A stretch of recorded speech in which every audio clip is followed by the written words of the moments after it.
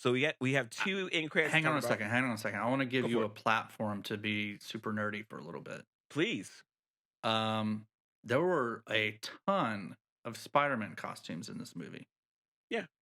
And as someone that doesn't read comic books, I would love it if you could tell me a little bit about each one of the Spider-Man costumes that stood out to you.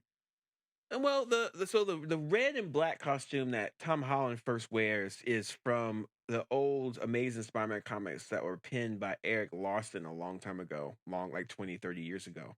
So he at one point he made a costume that was the blue part was turned black. So there's that.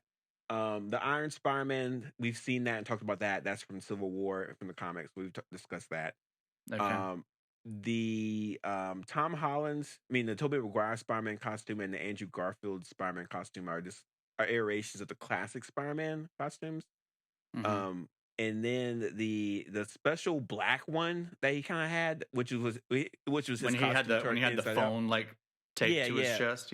Yeah, that's not really comical, but it just kind of looked cool. And the one where he has like the Iron Spider over his costume is kind of like the Spider-Man from the video games.